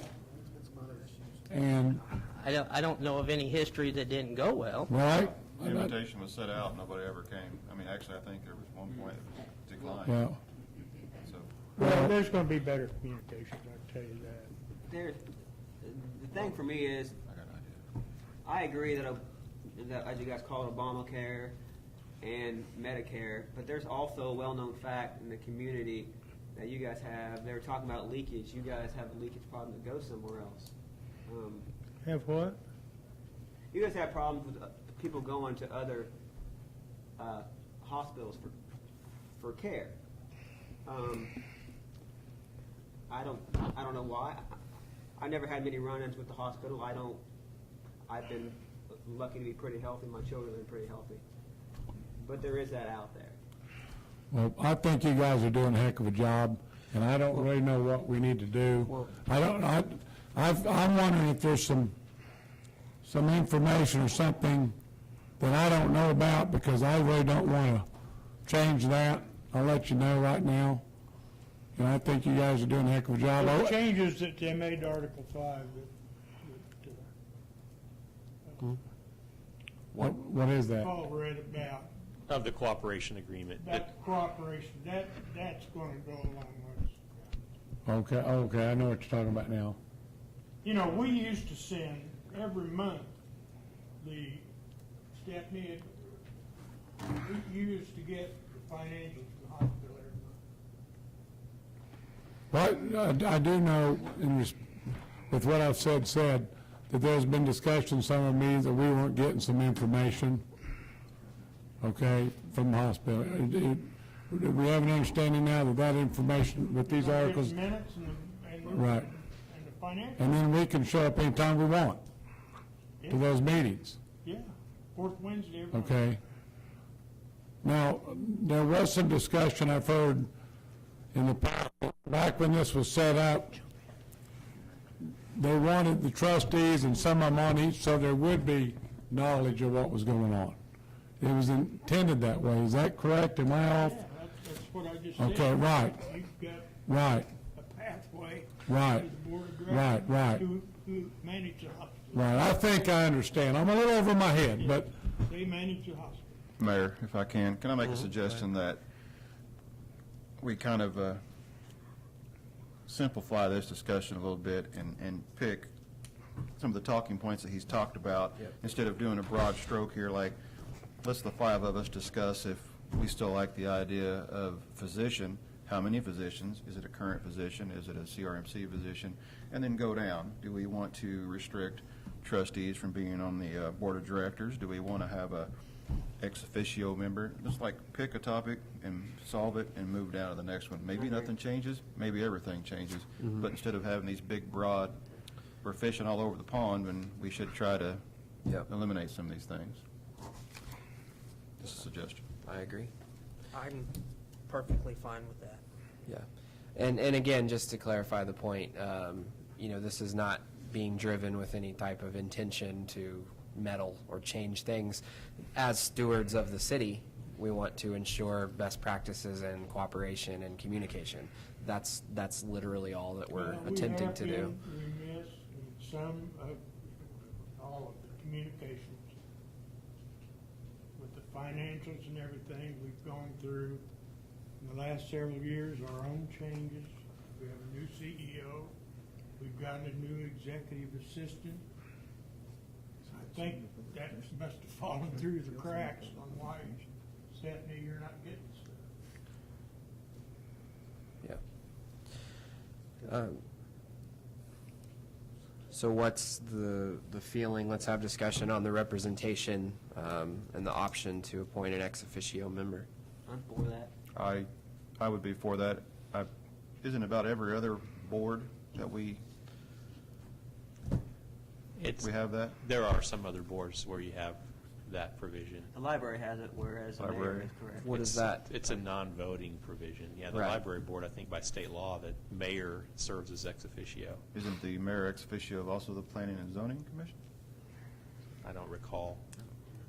And I'm just asking a question tonight, and I know our hospital council is not able to be present, and I don't know legal grounds in terms of, the decisions that a city commission would have to make changes to the hospital board of trustees, articles of incorporation, and to the board of directors, articles, incorporations, and bylaws. Certainly recommendations and things like that would come from the commission back to the trustees and directors, I'm sure would be taken under strong advisement, but I'm not sure there's legal authority of you guys to make changes to the board of directors, but I'm not sure. This is just a No, legal we're question. talking about board of trustees. Yeah, We and don't I'm have not- any say over the board of directors. And the board of trustees articles of incorporation and bylaws, I'm not sure how those are structured and set up, if the city actually has the authority to change those. That would just be a question I would have for hospital council. I think I can answer that fairly quickly if I can. The copy I have of ordinance 9612, I think that Paul and the team helped do, talks about just some of the structure of why the city separated itself from the hospital governance, public disclosure and open meetings limitations, service territorial limitations, joint venture prohibitions, governance restrictions limiting board eligibility to city residents only. I think that the players at the time tried to help design a municipal hospital the best they could without it being a true municipal hospital, and making sure that they can compete with the not-for-profit and other for-profits in the area. So I'm assuming that they set up an entirely different board of trustees and directors, bylaws of articles of incorporation, and they're outside of the scope of the city. But I'm just a, Paul, what's your take on that? Not that I'm aware of, yeah. As far as I know, the establishment of the Board of Trustees is under that ordinance that we referenced, 95-07, which is an ordinance. You can't change it tonight. You can't, it'd take 2 readings. I think we're looking for input. Yeah. And then the hospital can obviously take that input back to their. I think we're already getting off track on what we was trying to do by pinpointing things. So we really need to get input. Like you say, we're having this broad discussion here. We're not going to ever get anywhere if we don't stay on top of it. I want to say if it's not broke, don't fix it, and I'm not seeing a problem yet. I guess, I hear what everybody's saying, but I really don't see a problem. I need to sit down and talk to, I guess. So, Jim, is that your way of saying that you don't think there should be a ex officio member representing Yeah, the I city on think the board that's of fair to trustees? say yes. So you're saying no? Okay. Yes, I I- would say that I think there should be. I think I heard Okay. Mr. Kassler say that he was in agreement with I me. feel we have skin in the game, as it would Whoops. say, so I think we should have at least some say for ex officio, whoever we decide that may be. So again, we can't take action, but I assume we're taking notes about this, and you're going to discuss that, and we can set up a time to discuss that further. Just so Absolutely, that and we're if not there's- just throwing stuff out into the air here. no, absolutely. If there's a work session that gets scheduled, I know our board meeting meets tomorrow. Again, I know that Doug would have loved to have been here tonight, but is out of town. Do you have any preference as far as the clarification on, physicians being appointed to the board? Do you have opinion on that? I don't know if I can speak for the full board. I would, again, hedge to what is best practice. And certainly having, physician representation is a good thing in governance. I think having strong nursing leadership is important. Having a diverse board, and it kind of gets back to that earlier point of having a board development committee, identifying what opportunities we have as a board to, increase our knowledge base, and having a disciplinary group that represents a lot of different areas that I think could be helpful for governance. So how many physicians or too many physicians on a board? Again, I would probably just hedge and look to the evidence and what best practice would be. Did you ever give an opinion on the ex officio? No, it sounds like, as far as the ex officio goes, if you're going back to that, it sounds like we had a majority that would like to look into that as a possibility. Yeah.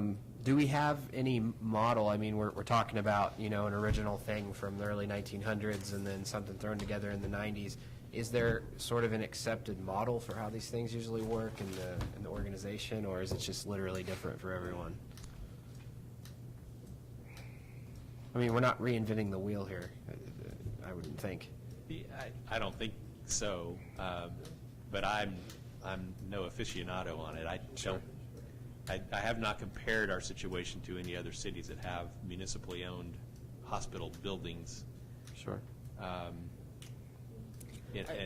Probably what we think is best to represent the citizens of Coffeyville, seeing as how the hospital is quite tied in the community. True. Here's what, and I'm going to agree with Stan. This Board of Trustees and Board of Directors, people being the same people on both boards. This is an unusual deal in your experience, in your time being at the hospital. Last 12 years. Which is much more longer than I've been involved in this. It's an unusual circumstance, but I think reading, I think what we have to look at is what the intent of what this was intending when they put this together back in 1995. If I read this, my opinion is they did not intend for, it would appear to me that they intended for the 7 members of the Board of Trustees to appoint 7 other people to the Board of Directors. That's my opinion. You may have a different opinion, I don't know. But reading this, that's my opinion. I think we go back to, this is a unusual circumstance in the last few years that this has happened, perhaps because you can't get people to serve on the Board of Trustees or the Board of Directors. So therefore, it may be a circumstance not by choice, but by basically circumstance. And our population's half what it was back then. Yeah.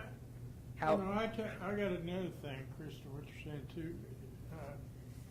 Look at the membership of the Board of Trustees and the Board of Directors, and see the quality of business leaders at Coffeyville that have stepped up to the plate and tried to make the hospital go for this community. I can concur with that. Thank you, Stan. Well, no, I mean, Thank you. I completely agree with you and appreciate that, but again, it's skewing into specifics, and we're just talking about the intent of the law as far as, making sure that the best practices are in place. Again, I mean, I'm not going to argue with that at all, but 5 years down the road, maybe that's not the case. You never know as far as the future goes, and that's more what we're looking at as the framework of it. I almost said if it ain't broke, I mean, it happened in 1996, if it ain't broke, why try to fix it? Yep.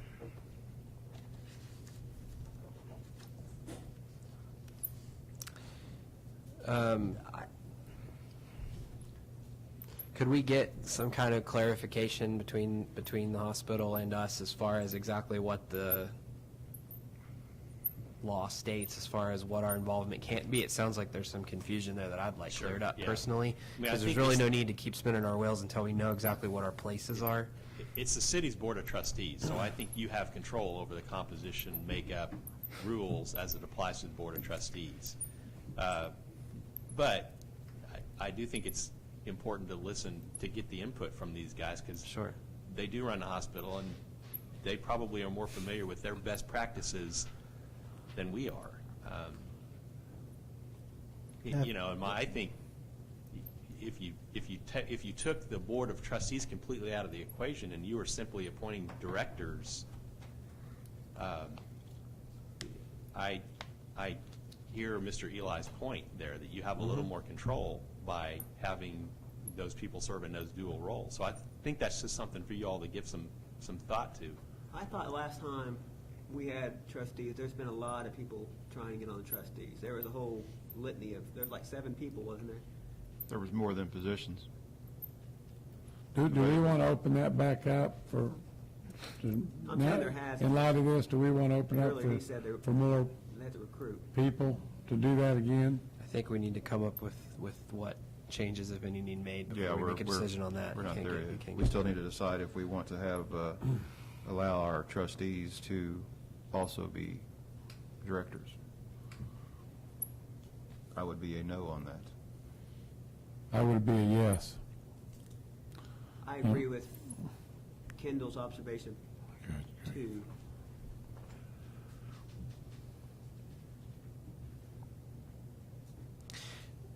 I mean, tell me if this is reasonable. These have been made clear as far as what some of these discussion items would be. We're not looking to meddle or to change things that aren't broken by any means.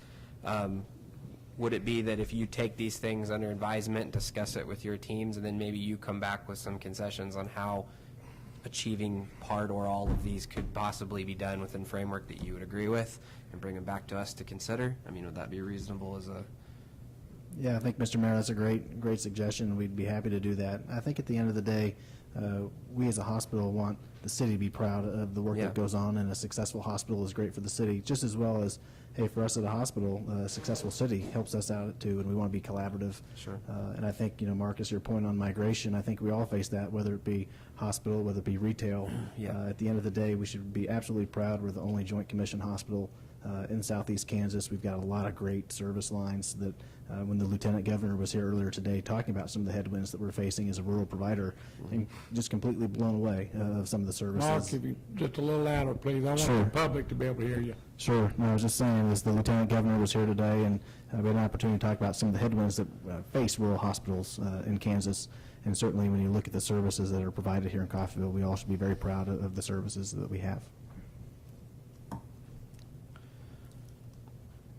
And I think that it goes back to, I don't think that any one of us up here is not proud of our hospital. Absolutely. And I don't think that anyone up here or in this community wants to see any harm come to CRMC. However, you also have to realize the environment that you're working in. And upon your own admission, this is a tough environment. It is a tough economic environment for Coffeyville. It is a tough medical environment for CRMC because of regulations and things that you have no say in. They come down as mandates from the government. And the thing is that it would be remiss or unresponsible for this commission to be caught in the position that some other folks have been caught in, and basically, maybe I'm not politically correct, but they got caught with their pants down more or less, and they end up in a community that is ill-served at the moment with medical care. We don't want that. You don't want that. So there's got to be an open communication between the two entities because we're on the same team. Yeah. And the thing is that this is not an intent to try to meddle or get up in the middle of someone's business, because we got a whole bunch of business that we're up in the middle of here. We don't need any more business to be up in the middle of. I'll second that. But the thing is we also have a responsibility to the citizens of Coffeyville to make sure that we're on the same page. And as you know, the president of the Board of Trustees has said, we haven't been communicating, and we haven't been but we're going to fix that. Absolutely. So I think it's going to be wonderful. Or beautiful, as Trump would say. It's going to be beautiful. Thank you, gentlemen. All right. Appreciate Thank you you. guys. Thanks for coming forward, Stan. And Mark, as far as that goes.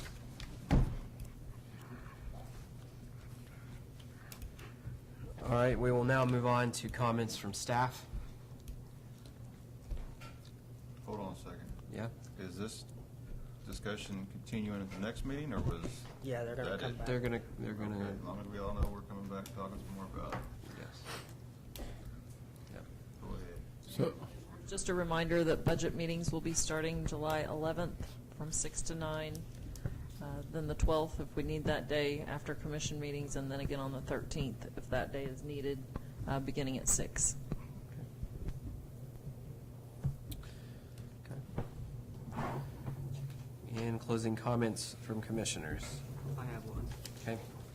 Who maintains the road out there where all the wrecks are happening? 169? What's it? The state County. or the county? KDOT. KDOT? State highway. I've heard a lot of people come to me and said they need to fix some issues out there. Can we send a letter ourselves asking to do that, or? They were talking about doing a grade separation there at that junction, that intersection, but I think that project got canceled. What? We've had a lot of tragedies. Where are we talking about? I think he's talking about 169, 160 junction north of, Cherryville. east of Independence. Yeah, I think there was a several $1 million overpass that was going to be built there, and that, and along with the 69 corridor that comes into Pittsburgh, got nixed for government funding, but then they reevaluated it, and they put the funding back in for the K69 corridor, but they still nixed the 160, 169 project. So there you go. I was just wondering if anything's going to be done, if you've heard anything. I grow tired of hearing about tragedy after tragedy out there. So am I. Okay. Jim? Comments from the commissioner staff. Bob, I know you guys came in to speak, and I know you guys kind of missed your time, but I didn't know if we had time today and we need to reschedule that. I should have said something earlier, but I didn't. I apologize. Well, we probably better get to. Did you guys have anything, Mayor? Yeah, I had something, but go ahead now, Jim. Well, This is not really the time for it, but go okay, ahead. well, we don't have to, No, but, go ahead. He's on his way up. okay, that's fine. Well, I'm asking if we, Come on. you know, Go ahead. Go ahead. well, come on up. Mayor? Yeah, go ahead. Seems to be a problem with the height of the grass that needs mowed. Ivan and I, we're just two people.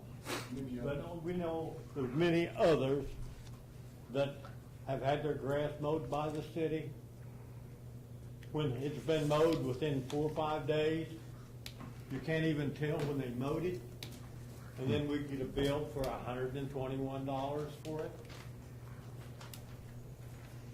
We have a meeting, I have a meeting scheduled with the city manager at 1513 Willow, at 8 o'clock Thursday morning. If any of you is interested in the citizens' problems, you can show up. If you're not, I'll be at work, sir. Not that I'm not interested. Any of Say that again, sir. the public that's listening, wants to show up, that'd be fine. We'd like to have a whole bunch of people show up. May I approach? Sorry. Yes, that's fine. and 1513 what? 1513 Willow. Okay, thank you. 8 a.m. Thursday morning. Is that south? Right. I'll talk to you later. Yeah. Lady, We're considering forming a Montgomery County Taxpayers Association, which the citizens can belong to, and bring the problems to the association. And we'll have a Coffeyville representative to come up here with several hundred voters behind us. You don't have to listen to us, but we'd like for you to join in and help us with the association. We need to have citizens participate in our local government, in our county government, in order to get harmony. When everybody's against everybody, it don't work. this lady. Everybody needs to be treated equally. This lady is handicapped, and I've got my grandkids mowing her yard, and they only charge her $10 a week to mow it. She can't afford it anymore. She doesn't make that kind of money. So they mowed it on the 1st, and they come back and mowed it on the 6th. That's 4 days growth, because you can't count the 1st, you can't count the 6th. 4 days growth, and $121 fine. This lady can't afford to pay it. I can't afford to pay it. And 4 days growth, my grass grows faster than the seaweed in the ocean. So I'm going to go to Guinness and get them to come down, because I got something grows faster than seaweed. So yeah, that's not right. And this is like the 10th time, and it just keeps costing me. I talked to you guys, and it never works. It's been in the paper. Once before, when I first bought a house, it didn't do any good. So I'm left to. I've got the license to buy a chemical that I can kill the grass out for up to 5 years, and I really don't want to have to spray all the yards, kill all the grass out, but if it comes down to it, I will. But once one person starts it, it'll run everywhere. So we'll have a whole bunch of yards that won't have grass. But I really can't afford this every time. And 4 days growth, no. Grass, if she's saying it's 12 inches tall, that means I'm getting ready to mow it. I mow it once a week. I really can't afford to run around and mow it twice a week. And, it's just getting way beyond. So, in another house, I just got a letter on, there's a lot next door to it that belongs to the city. It hasn't had anything done with it in 20 years. It's overgrown, got trash in it, weeds is everywhere, trees have growed up in it, looks terrible. If I owned it, 3 weeks later, she'd have 15 people in there, clean it up, and I'd be billed for it. But since it belongs to the city, it's like that, doesn't hurt a thing. But it let my grass get up 12 inches, and she's over there mowing it. And this is next door to each other. It's not right.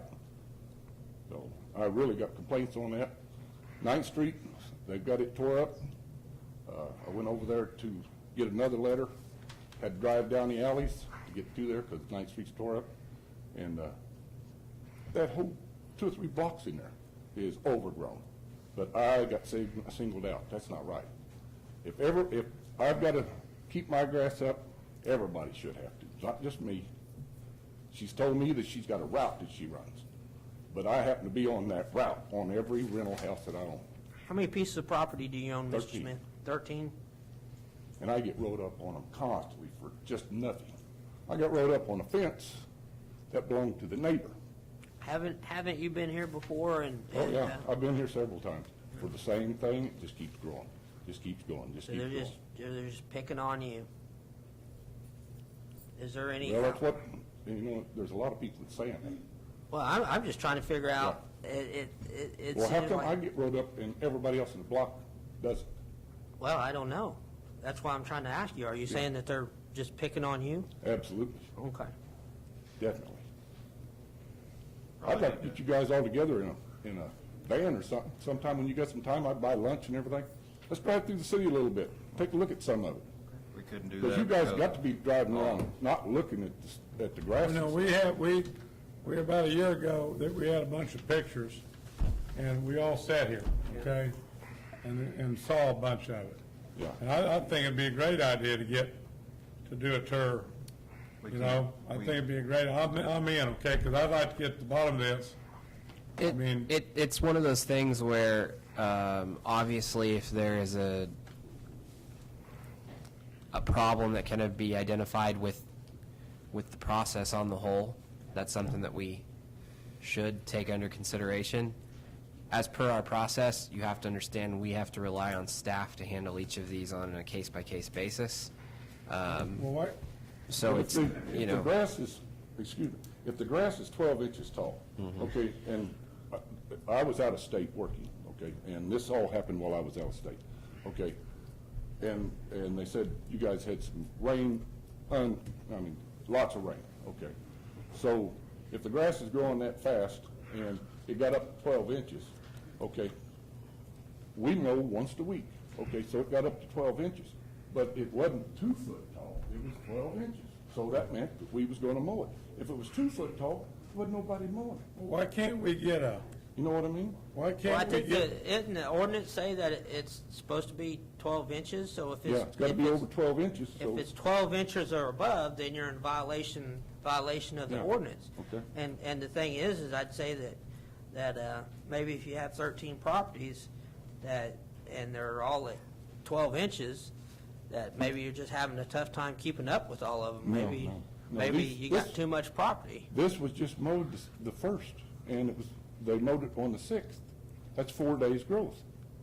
Well, isn't there So an you- appeal process that you can go through to appeal this? Isn't there? Yeah, but she says, all right, it don't make any difference, you're gonna mow it. the fine sticks, so, yeah. Well, I It's don't her word think against that- everybody else's, you know. I don't think, and who I we're gonna think the believe. appeal process is to go through what, the city manager? Yes. Okay. Have you been through the appeal process on this yet? No. Okay, so therefore, you really don't know if, you haven't exhausted your means of appeal yet. Well, I don't know what all your alleys and valleys and all of that is that I go through, but all I know is I just keep getting these, and it's just over and over and over again. I mow, like I say, on the weekends, and she'll send somebody out on a Thursday or Friday to mow it. Okay, now I'm gonna mow it on a Saturday. You know, if I mow it on a Saturday, it's caught before I can get back out there and mow it. So that means I gotta mow twice a week, and these people can't afford it. We live in a $10 or $12 an hour city, in a $30 an hour world. People here in town just don't have that kind of money. You know, the reason why people don't go to the hospital, they can't afford it. You go in there, 3 or 4 days, $200,000, people can't afford it. They lay home and die first. And perhaps the reason folks ain't flocking to Coffeyville is to live here and build a house is because they got to live next to a yard that's 12 inches high. You know, we've had a lot of complaints on this, and maybe these guys are a little crazy, okay? I don't think they you're are. crazy. I don't think they're crazy. I think Okay, well, I think that they just have a maybe we lot need of to- property that they probably Well, are the having thing- a difficult time keeping up with. It's obvious. Basically, the thing that exists is there's a process, and you have every right to appeal. You get all of your information in order, just like you've done here.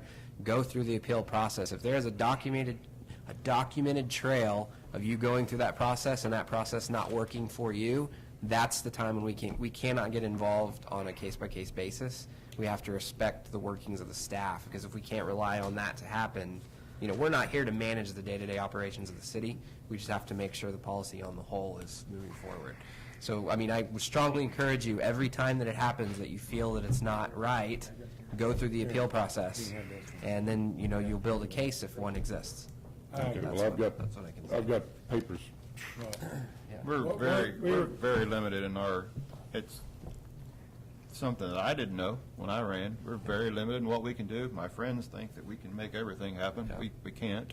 And your meeting with the city manager is the first step into fixing it. Like the mayor said, if you don't get justification after going through the appeal process, I would suggest to get on the agenda, and we'll make sure to have all the players in the room, and we'll figure it out. Now, that would work. But I can't jump over the table and tell them to quit mowing your yard or give you your money back. It's not in my duties. I don't have that responsibility or ability to do that, you know. But go down that appeal process. Yeah. It's Well, like I there. say, most of the people mow their own yards, and so, yeah, I really don't have more yards than I can take care of.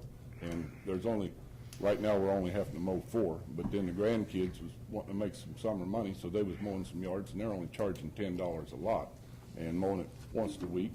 And so, for $10, you know, you gotta give them a few extra bucks. Hey. But the lady can't afford more than that, so. We obviously have, you know, two different stories, and we got Tammy here, the department. We got to, and we were sitting over talking a little bit ago during break when you guys were outside. I wonder if it would make sense to take a picture, have it in our policy for the city, when they show up to mow, they take a picture and attach that to the invoice. They used Because- to, but it's not been happening lately. Because, I mean, that's no big deal. You take a picture of it, I would say, you know, take your tape measure, stick it in, take a picture. It's got the date on the picture. Maybe that would help. I mean, and I hear what you're saying, Ivan, about the city, and I hear that the city's got high grass. I know that's kind of an issue. I don't know what to do about it as a commission. You're not the first I've heard this from. So. You know, I know it's somewhat of an issue, and I know Tammy's got a tough job, or that group has a tough job to do. I know that. She's the only one But doing it. That's the problem. I think we ought to imply, because these guys have been up here 2 or 3 times, I know. And I know there's other. but as you said, you have not gone through the review process. Yeah, I really don't know what the processes are, so I don't know City where to even manager, go to find out. if you feel that that is not in line with what actually happened, you get a hold of city manager and request to have that reviewed before you Yeah, pay like it. I said, he's got a meeting set up with the city manager. Yep, so that's the first place to start then. So we're gonna start there, and. like I Okay, said, we beat it to death tonight. We're gonna work on it and go forward. Here you go, Ivan. And I'd suggest taking pictures when you mow it for a while till we get, and I'd like to see the city, when they go out, they get $100 to mow grass, take a picture. I know that's more administrative work, but I'd like to see that, We can put that, especially with people we're having problems with that are debating the issue. you can you know. request to put that on as a discussion item for another meeting. I would say that's the best Like I say, process. the pictures used to be on them, but they stopped that. The ones I've got lately don't have a picture on them. Okay, thank you, guys. Yeah. Appreciate guys, it. Thank you. I appreciate it, ladies. Justin? I just wanted to take a moment. We're not going to have another commission meeting before July 9th, and the city of Coffeyville is partnering with some private citizens here in town for the Coffeyville Summer Celebration. And I wanted to make sure to thank 3 individuals that are investing a lot of time and money into this. Gail Smith and his family. He's investing a lot of his personal money, a lot. Mike Bradley, one of our cops, he's doing a lot of work to organize this, along with Gail and Andy Duncan. With Blake's Muffler, he's doing a lot. And these guys are doing it free of charge, out of their own pocket, and they're putting on something for the whole town and region to enjoy. What's a cop? Cop, police officer. Oh, police officer. You're a cop. Okay. He's a good guy. Police officer. He's a cop. There you go. But anyway, everybody needs to come and attend. It's a good time. And if you want to volunteer to help, next Tuesday at 6:30 at Walter Johnson Park, volunteers are being asked to come out there. That's all I got. All right. Any other comments?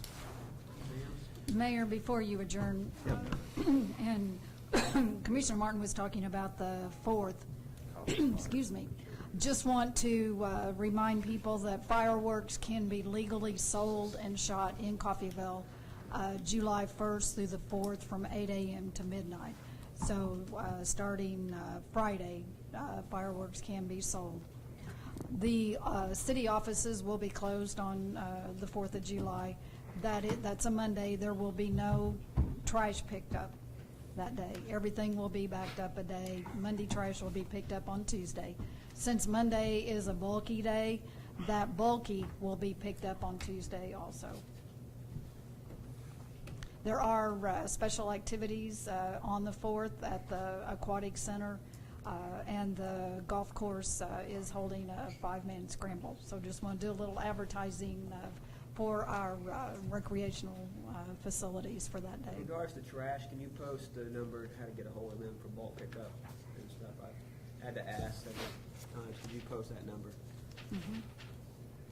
Got any more comments? I don't. No, I've exhausted all my Okay. wind for the day. I've got to plot my escape now. Okay. I will move to adjourn. Motion was made by Mayor Powell and seconded by Commissioner Martin to adjourn. All in favor? Aye. Thanks, Cindy and staff. Thank you.